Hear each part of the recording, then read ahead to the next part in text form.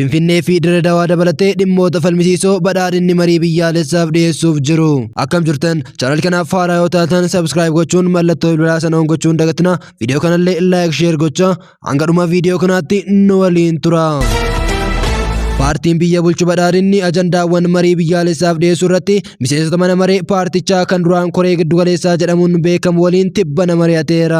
Mariin miseensonni mana maree paartichaa fi hooggantoota olaanoon naannolee murtaa'an walumatti 300 ta'an irratti hirmaatan kun akka lakkoofsa Itoophiyaatti waxabajjii 23 hanga 25 guyyoota sadiif magaalaa Adaamaatti ta'amu maddeen BBC'tti himaniiru. Waltajjii kana pirezidaantii ittaanaa paartii badhaadhinaa Aadam Faaraa kan gaggeessan yoo ta'u, hooggantoonni paartichaa lama ajandaawwan marii biyyaalessaa ejjennoo paartichaa jedhan hirmaattotaaf dhiyeessanii jiru. BBC'n waa'ee waltajjii kanaa fi dhimmoota ijoo fi miseensota mana maree fi qondaalota olaanoo hirmaatan gidduutti falmii kaase kanarratti kaan irratti miseensa mana maree paartii badhaadhinaa waltajjicha irraa qooda fudhatan irraa odeeffateera. Miseensi mana maree paartii badhaadhinaa eenyummaan isaanii akka hin ibsamne gaafachuun BBC'tti dubbatan ajandaa ijoon walgahii Adaamaatti ta'ame irratti kaan marii biyyaalessaa gaggeeffamu irratti ejjennoo paartichaa hooggansa olaanaa qabsiisuudhaaf kan kaayyeffate ta'uu himu. Qondaalli mootummaa olaanaan kun akka jedhanitti ajandaaleen dhiyaatan dhimmoota falmisiisoo fi hirmaattota gidduutti falmii guddaa kaasanidha. Marii biyyaalessaa gaggeeffamu irratti paartiin maal yaade kan jedhutu dhiyaate. Paartichi proposaalaa ejjennoo ofiisaa dhiyeesse jedhu. Propoosaalli kun bu'uurri isaa ajandaa 8 komishiniin marii biyyaalessaa torban tokko dura dhiyeesse irratti akka hundaa'u kan himan aangawaan paartii badhaadhinaa kun ajandaawwan 8 komishinichi dhiyeesse kanneen irratti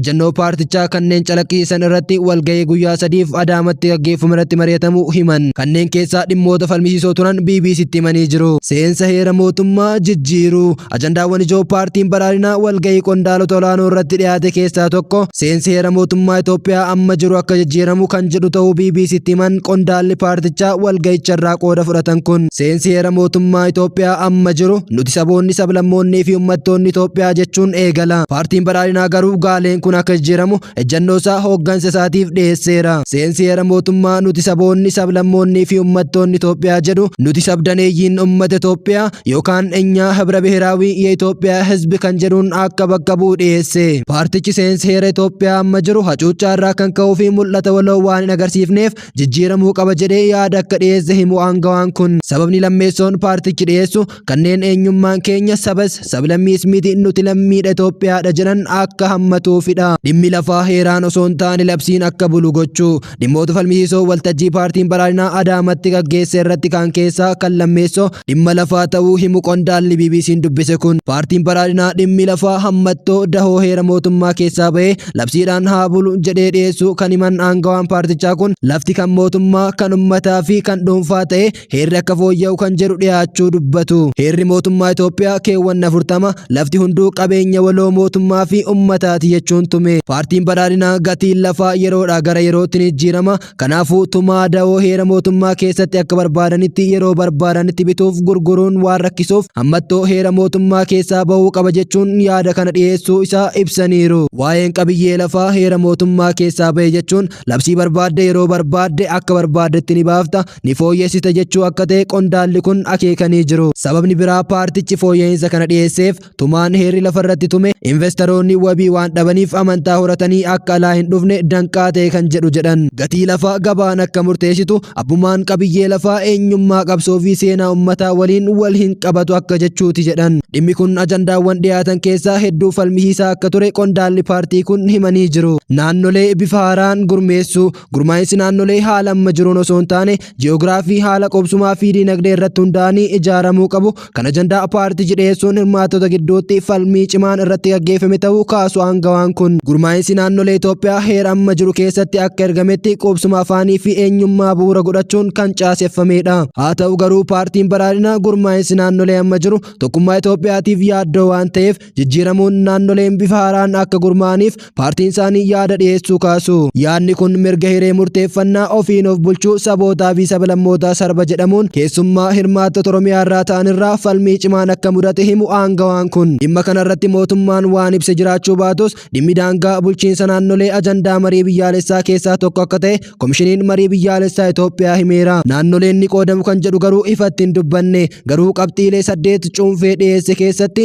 dhimmi daangaa naannolee mariif akka dhiyaatu hime. Hanga fottoqutti kan jedhu heera mootummaa keewwata 39 irraa haqamuu qaba. Komishiniin marii biyyaalessaa tibbana yeroo ajandaawwan uummata irraa sassaabee cuunfee ibse dhimmi heera mootummaa fooyyessuu fi aangoo heera mootummaa fooyyessuu kan jedhu ajandaa tokko ta'uu kaaseera. Kunis heera mootummaa keewwata 39 104 fi 105 kanneen akka fooyya'aniif dhiyaatan keessaa ta'uu eere. Heera mootummaa keewwanni 39 yeroo dheeraaf Itoophiyaa keessatti mata duree falmii ta'ee kan itti fufeedha. Keessumaa kanneen sirna federaalizimii amma Itoophiyaan ittiin bultu deeggaran heera mootummaa keewwata 39 akka wabiitti ilaalu. Faallaa kana ammoo keewwanni kun egeree Itoophiyaaf yaaddoodha jedhanii kanneen yaadanii fi jijjiiramuu qaba jedhanis jiru. Walgahii manni maree koreen giddu galeessaa paartiin badhaadhinaa gaggeesse irratti ajandaa falmiisaa ta'ee kan dhiyaate keeyyata 39 ta'uu himu qondaalli BBC'n dubbise kun. Heerri Itoophiyaa keewwanni 39 mirga hiree ofii murteeffachuu hanga fottoqutti sabaa fi sablammootaaf kan kennedha. Paartiin badhaadhinaa garuu walgahicha irratti gaaleen hanga fottoqutti jettu keeyyaticha keessaa akka qabu jechuun yaada dhiyeessuu himan qondaalli kun. Finfinnee fi Dirre Dawaan of danda'anii naannoo akka ta'an akka heera Itoophiyaatti magaalota federaalaa jedhamuun kan beekaman Finfinnee fi Dirre Dawaadha. Komishiniin marii biyyaalessaas dhimma magaalota kanneenii ajandaa sadaffaa jechuun adda baaseera. Akka qondaalli madda odeeffannoo BBC ta'an himanitti Finfinneen miseensa mana maree federeeshinii taatee akka naannootti hundaa'uu qabdi yaada jedhu dhiyeesseera paartichi. Akka heera mootummaatti manni maree federeeshinii qaama caasaa saboonni, sablammoonnii fi uummattoonni bakka bu'ummaa keessatti qaban namni miiliyoona tokko bakka bu'aa tokko mana maree kana keessaa qabaata. Haala qabatamaa amma jiruun saboonni 76 mana maree federeeshinii keessatti bakka bu'iinsa argatanii jiru. Bu'uura kanaan Finfinneen mana maree federeeshinii keessatti eenyuun bakka bu'uuf jirti? Saba kamtu mana maree kana keessaa bakka bu'iinsa dhabe kan jedhu falmii kaaseera. Magaalaan Finfinnee magaalaa saboonni, sablammoonni biyyattii garaagaraa keessa jiraatanii fi magaalaa chaartaraan bultudha. Barbaachisummaa magaalaa Finfinnee sadarkaa naannootti gurmeessuu irratti yaadni addaa paartichi dhiyeesse akka hin jirre qondaalichi himeera. Komishiniin marii biyyaalessaa magaalaa Finfinnee ilaalchisee akkaataa caasaa bulchiinsa ishee hariiroo Finfinneen naannoo Oromiyaa waliin qabdu daangaa Finfinnee fi Oromiyaa akkasumas afaan hojii magaalichaa ajandaawwan mariif adda ba'an keessaa tokko ta'uu himeera. Bifuma wal fakkaatuun gurmaa'insi magaalaa Dirre Dawaan naannoo akka ta'uu fi Dirre Dawaanis mana maree federeeshinii keessaa bakka bu'iinsa akka qabaattu kan dhiyaate yoo ta'u yaadni falmii gurmaa'insa haaraa Finfinnee irratti ka'e asirratti hirmaattota irraa ka'eera. Faayidaa addaa Oromiyaan Finfinnee irraa qabdu dantaa walootti akka jijjiiramu. Heera mootummaa keewwata 49 keewwata xiqqaa 5 jalatti dantaan addaa naannoon Oromiyaa Finfinnee irraa argattu kan tumame yoo ta'u qabxiin dantaa addaa jedhamu akka hafu paartiin badhaadhinaa dhiyeesseera. Dantaa waloo malee dantaan addaa hin jiru jechuun kan dhiyaate yaadni kun qabxii falmii isaa turuu eeran qondaalichi. Faayidaa addaa naannoon Oromiyaa Finfinnee irraa argattu heera mootummaa keessatti kanadha jedhee adda hin baane garuu asii achi seerota ba'an irratti hundaa kan jedhutu jira. Garuu teessoon mootummaa naannoo Oromiyaa magaalaa Finfinnee keessa yoo ta'u sunis heera irratti hin ibsamne. Paartichi walgahii isaa kanaan dhimmoota mirga namoomaa fi kaan irrattis mari'achuu qondaalli paartichaa himaniiru. Oduun keenya ammaaf qabnu kana fakkaata. Chaanaalii kanaan gammaatti subscribe yongoon subscribe godha. Viidiyoo kanallee like share gochuu keessan hin dagatina. Hanga duubrootiin walitti deebinutti nagayaan nuuf tura.